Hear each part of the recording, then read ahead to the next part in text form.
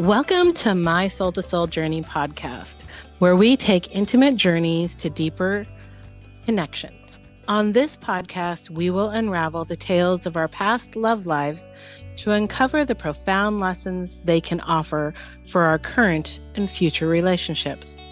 My name is Tracy, and I am your guide to transforming your love life by journeying from past experiences to present wisdom, personal growth, stronger bonds, and a renewed perspective on love.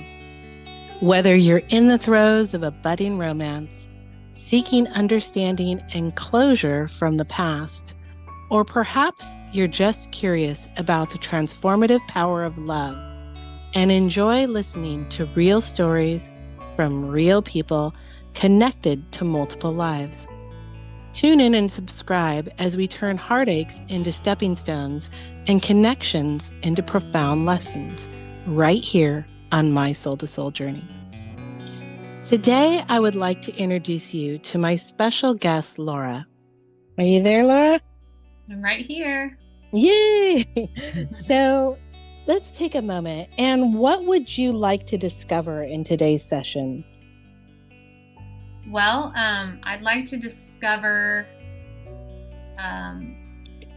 I recently went on a journey of sorts, and during this journey, I had the experience where I asked, what would you have me know and what would you have me do? And during this journey, I was, the thought came to me to forgive a past person that I was in a relationship with when I was really young.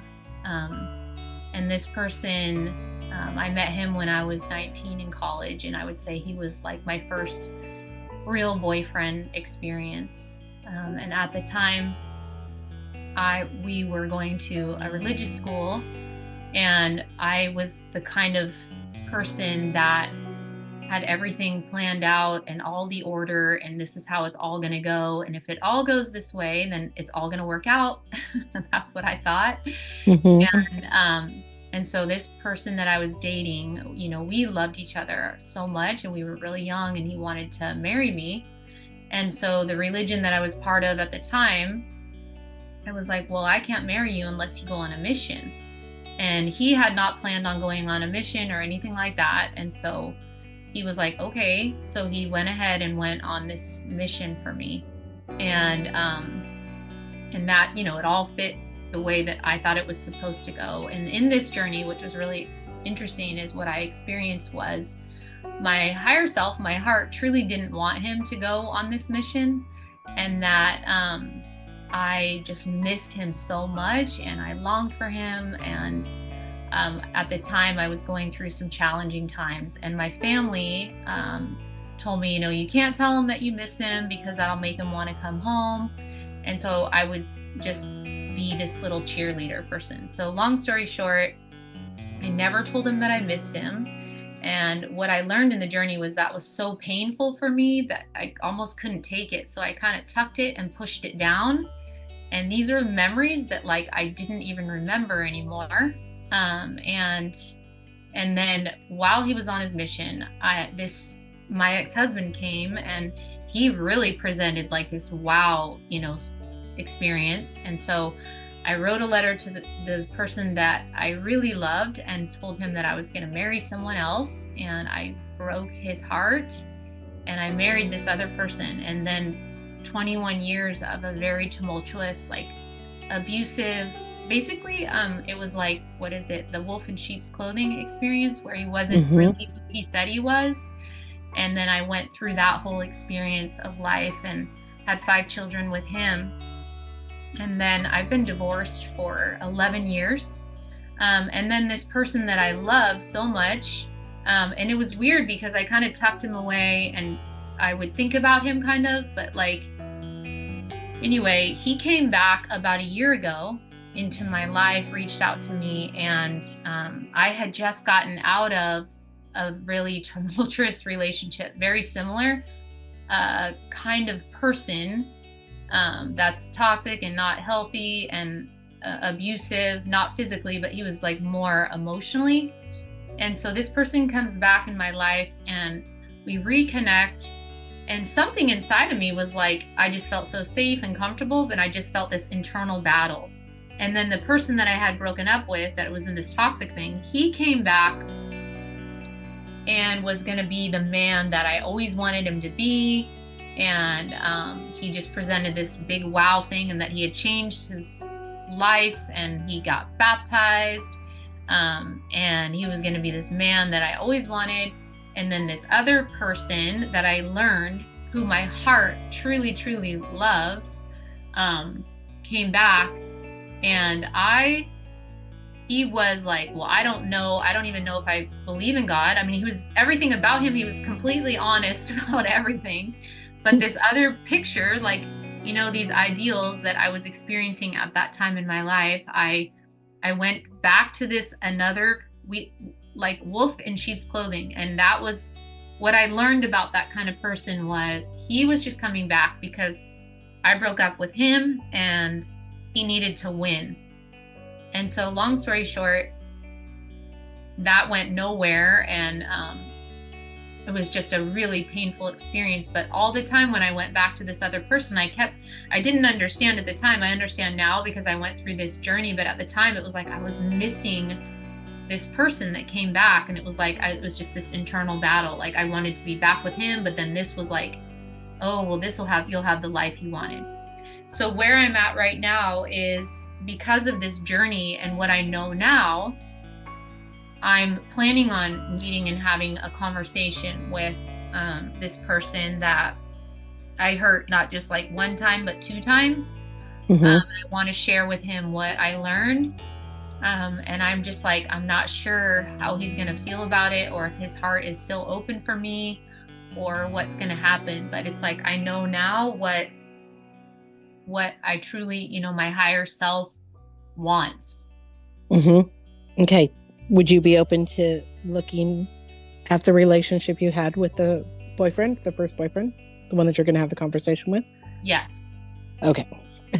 So let's look at that. And then I think what's attached to that, what I feel coming up in it is why this distractions.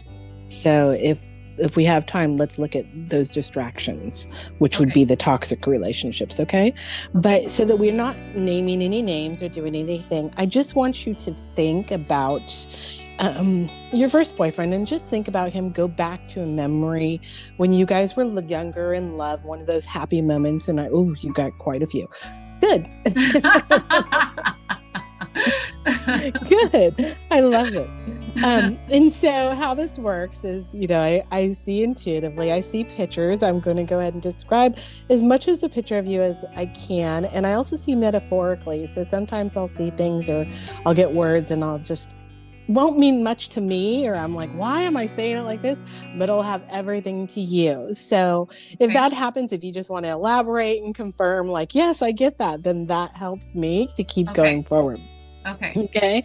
But right now we're just going to do a little, you know, housekeeping, and we're going to go ahead and take a couple deep breaths. So just take a deep breath in, shake it out. Let's get rid of those toxic people. Yeah. Yeah, I've had a couple, so, you know, no shame. Listen, just take a deep breath in again. Let it out. And as you're doing that, go ahead and keep breathing. I'm going to go ahead and ask silently that the information that we receive today be for the highest good of everybody. And I'm also asking for a safe place for each of us to receive this information, and allow anything that's helpful to either of us to come through with ease and grace. Okay, so I'm just going to be silent while you keep breathing, thinking of this beautiful boy. I'm going to be a little silent. Check into your energy. Okay, so the first, excuse me, hold on. Okay, lots of dust.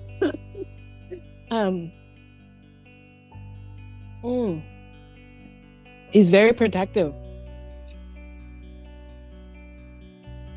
So sorry about that. I just had to take a little water. So the first picture that I see of the two of you is your brother and sister, and same gender, male, female, as you are in this life, but your brother and sister. He is actually younger than you. You're the older sister. He's a younger brother on a farm. We're going back, way, like 1300s. So you've had many, many lifetimes together, if you aren't aware of that already. But in this particular one, you helped each other a lot. So you're showing me you're on the farm. You've got, it's similar to a pitchfork, what I would say nowadays, but very simple tool. And you're trying to move some of the hay, the weeds.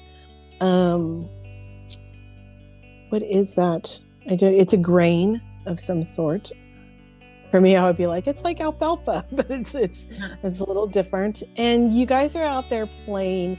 You're very close because you had to rely on each other. In other words, the yin and the yang. Like he couldn't do it without you, and vice versa, his children. In other words, if he would be shoveling the grain, you would be feeding animals. And you're showing me like donkeys and horses. You're very much intuitively together. You understood each other. So I'm not sure if that came through in this lifetime, where you would start a sentence and he would finish it. Yeah. And he understands me. Like, I kept pushing that away because he'd be like, "Oh, you're like," and I'd be like, "No." Sometimes it's weird, right? It's weird to see like, oh my God, they're in my head. And it's not that they're in their head, you just have this divine connection. So that explains. So you have a connection. That was I think that was your first lifetime together. You came through because there was such a love and respect and honor for each other, that you came through again as lovers. So I'm following you again. We're going to go, you're fast forwarding to like 15, 16. And you're the man, he's the woman. And you court him, which is awesome. And hold on, in your courtship, you're showing me, because at that time, your courtship was with,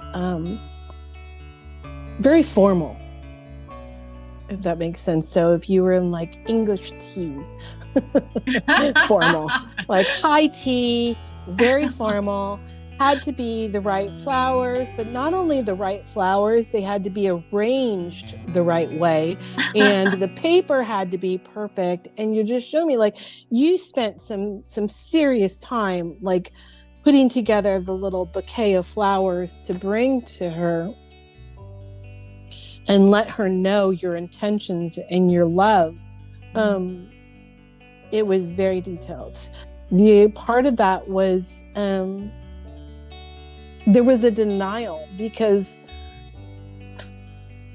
it's not as if she was out of your league, is that we would say now, like, you're dating out of your league, but you weren't allowed to, at that time and period, you weren't allowed, almost like tribes, right? Yeah. You stayed in your pod.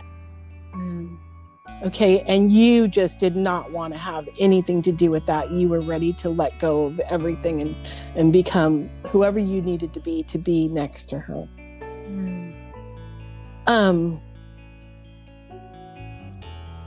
You ended up almost with a secret love affair. And I'm feeling like, because you're showing me a picture of both of you down by like a river or pond meeting, and you would almost stalk her, but follow her. But she would also lead the clues, right? So in other words, if they were going to picnic someplace, she would leave you a clue so you knew where to be. where she was picnicking, and then she would be like, I'm going down by the river, and you would go down by the river, and you'd share glances, and you had a secret love affair. You had a secret communication there. That one you never came together because you had to stay in your own, your own tribes, your own districts, whatever that was at that time. Yeah. The first time you came together, so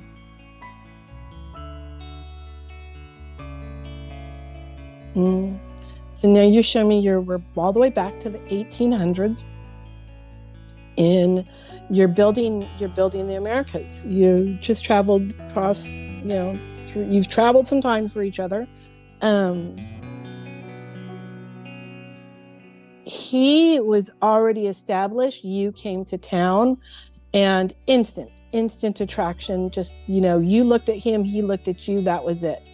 There was no looking back on tomorrow. And from that moment on, it was fast. It was a very fast romance. In other words, you looked at each other, you were married the next week. Wow. Yeah. And that kind of scared you. There was a lot of hesitation, but you trusted in that love. You trusted, and you two were just immeasurably happy with each other.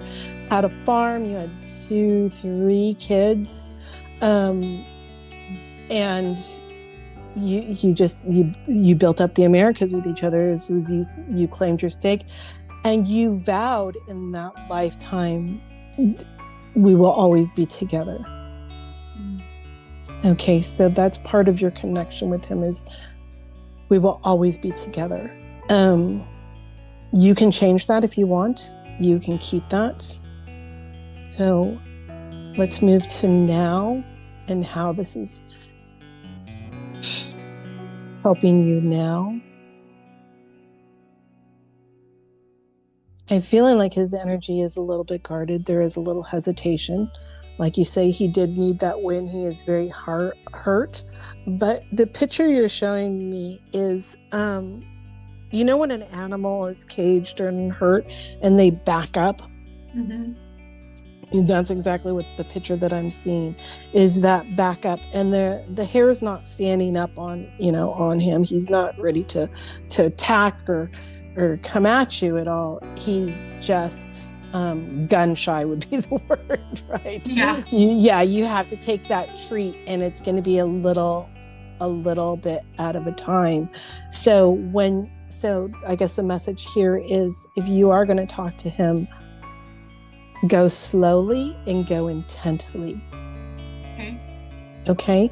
Use divine intention with that, and go slow, be gentle, go, as you would almost an animal. I'm not calling him an animal, but as you would approach somebody who is, backed up, scared, and also ready to fight. Mm-hmm. It feels as if the fear, the hurt is more than the anger. Does that make sense? Yeah. Okay.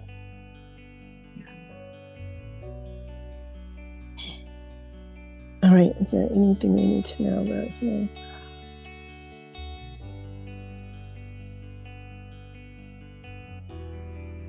No, when he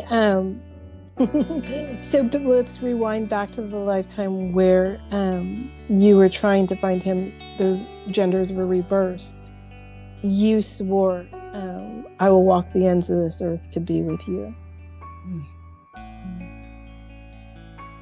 And you did.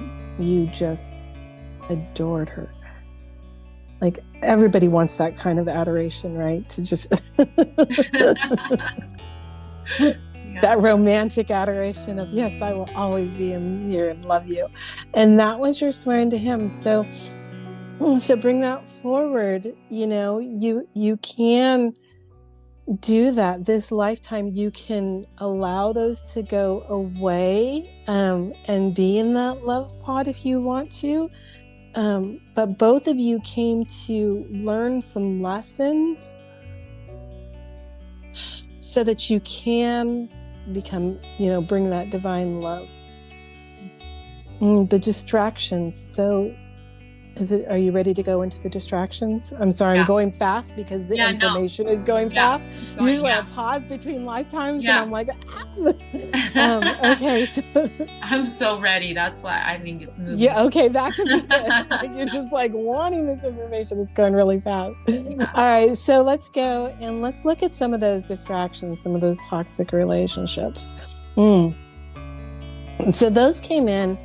The one in particular, the longest one, your marriage, came in to teach you more about your belief systems and what needed to go away. So some of those belief systems you had have seemed as if they've fallen away. And what you're showing me in this picture is that you literally had a list, right?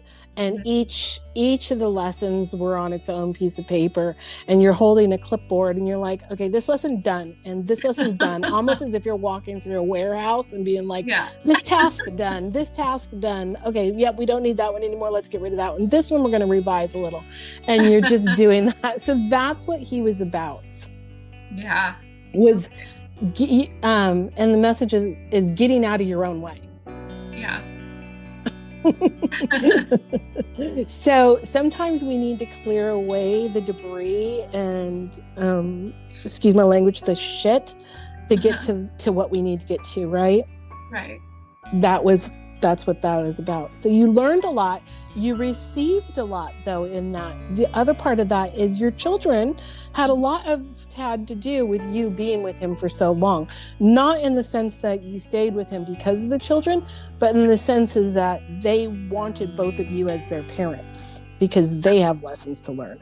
So It wasn't just all about you and him. It was about them as well.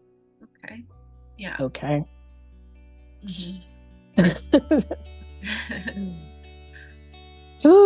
Okay. So is this making sense? Are you following me? Okay. Yeah, I'm with you. Okay. Anything you want to elaborate on, or anything you'd like more information on? That's not.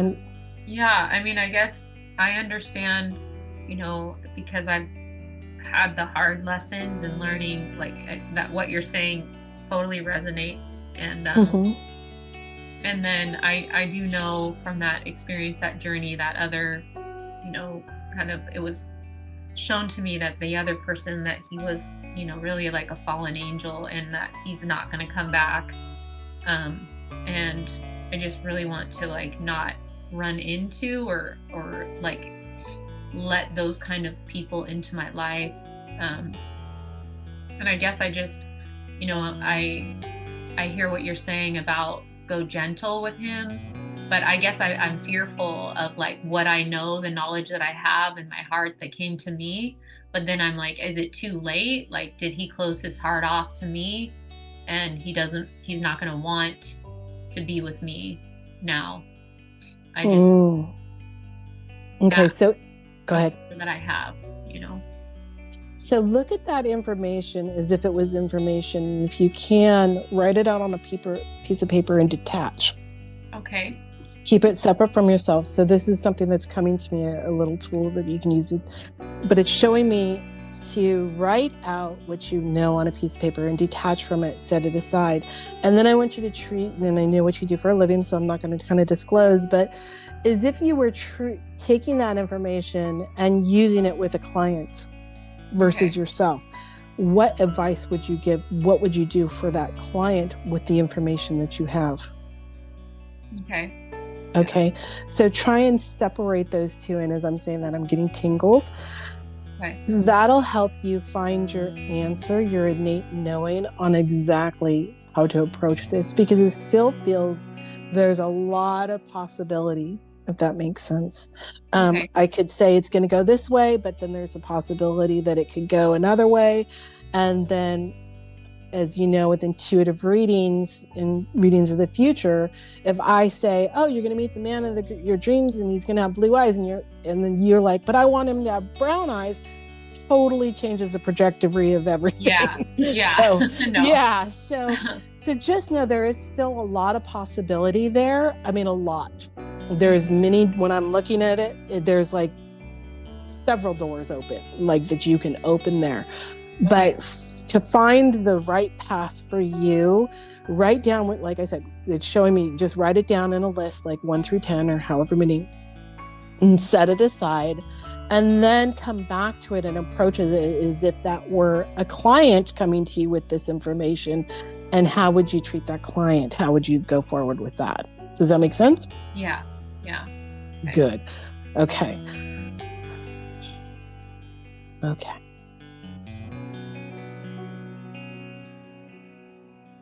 And sometimes, because you're showing me, interesting, you're showing me a path. So he's not necessarily, he could be on a different path, but there's several in front of him, and it's almost like a labyrinth where you just keep going. And I don't know if you're familiar with labyrinths, and you walk and you go back and forth and back and forth and back and forth, so you get to the center, and then you reverse and you go back and forth, and it feels as if he's in that labyrinth, okay, going back and forth. So it may see him feel as if he's pulling away and he's on the wrong path, but he's coming back, and he's going back and forth and back and forth. Okay. And that is a 2 of you. So when you think of that labyrinth, he could be going to the center while you could be going back, coming back from the center. Your paths are still going to cross. You're still going to intersect. Okay. It just does not look like it when you're doing that. If you've ever walked a labyrinth with somebody. Yeah. Okay. Yeah, it looks like, oh my God, they're so far away. Where are we? Like, how is this going to happen? Yeah, eventually you will come back and intersect. Okay.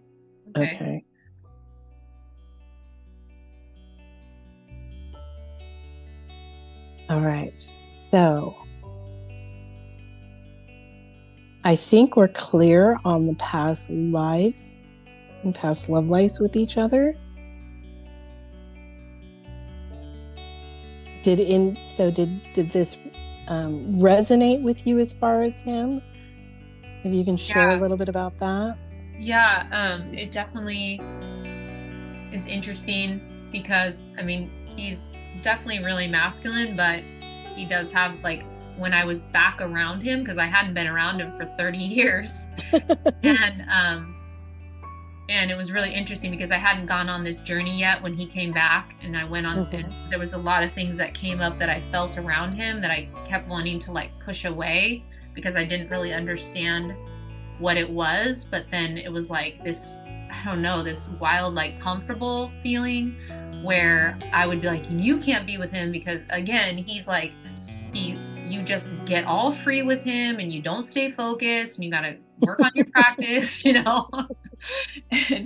and so that was, coming up as well. But something interesting, I guess, is that people that were around us when he came back for that short time, even my children, because I've dated other people, my girls were like, it's so fun to see you, Mom, like you just seem so yourself with him.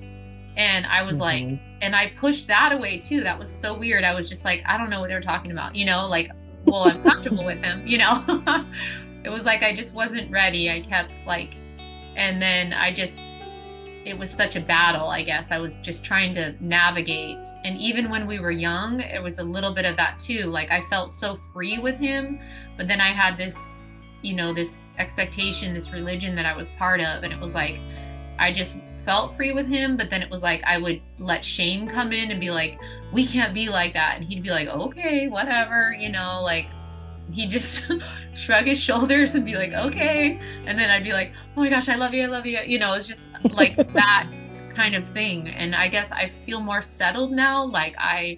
And that's the part that's hard, is because I feel this and I'm just like, what if he doesn't feel this way anymore? So I guess we'll see. Okay, I have a question for you, because you're showing me, similar to what I explained to you, how, the girl with the covenant, when I did the reading for her and being restricted, you're showing me a belief system that you may have, and I'd invite you to look at some of those. What would happen? And I'm going to ask you this question, you can ponder it on yourself, but what would happen if you didn't deny yourself that joy and love? Yeah. Are you holding back for yourself? Or are you holding back for someone else because somebody else told you? Yeah, I mean, I think that's like an internal battle because of like my upbringing. It's like, oh, you need to be with someone that like, because we were part of the same religion before. I'm not part of that, but I do have, you know, a belief in my God, you know, as far as it's maybe not mainstream from other people, but I am definitely have my own spiritual beliefs, and I've come to know that and feel that. And I don't, you know, last when we were together, he was like, I don't even know. He said he believes in energy, which I can completely relate to that. You know, and he's like, but I don't know about the other stuff, you know, but he's like, well, if you want me to go to church with you, I will. And then I was like, well, I don't want somebody doing something they don't want to. And, you know, so I've shifted a lot in that aspect of things even then, because I have a different understanding after having the journey that I had. So I feel like I'm able to open myself up to him and who he is in his heart, and not like, you know, this legalistic, idealistic, you know, person that has to fit all of this where I was, you know. So I do still battle between the two, you know, of like, this is the world that I want, but then I close my eyes and I think of just us together, like without everything, just push it all away. And that feels really peaceful and like settling, I guess.